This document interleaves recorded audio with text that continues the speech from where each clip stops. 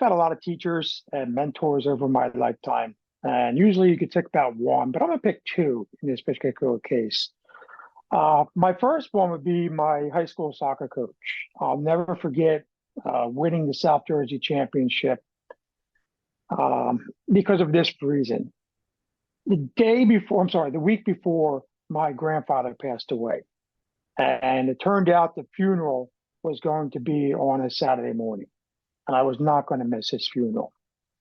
And the South Jersey Championship was going to be on a Friday afternoon. And unfortunately, the weather forecast was torrential rain all week long, including that Friday.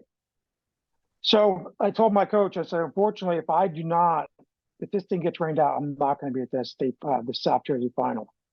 I pull into the parking lot on Friday morning, and the entire soccer field is tarped and covered.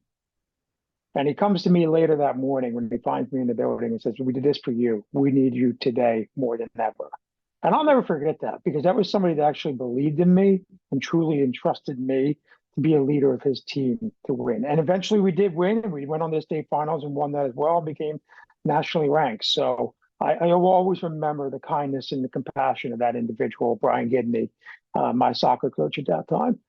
And then another individual, mentor of mine, is when I was a principal.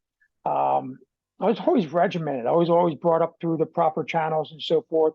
And then I got to meet Bob Garguilo, who was my superintendent in interim, who I went to him and said, Bob, I've had a lot of bosses in my lifetime. What would you like me to do as the leader of the middle school? And he looks at me and says, run the building the way you want to run it. Now, this is the first time that someone actually empowered me to do something like that. And I'm beyond thankful that he did. And he trusted me, he believed in me, and he supported me in every single way. And because of that, I was able to have so many different successes with my staff that went on from state to national accolades. And I'm beyond grateful. And he's changed my leadership philosophy on different clothes that I wear and different mentalities, and more of a beach theme attitude that everything's okay, take his breather, a little patience and time. But those two individuals really instilled a lot of confidence in my life, and I will never forget that. And I am truly blessed and honored to be under them in this lifetime.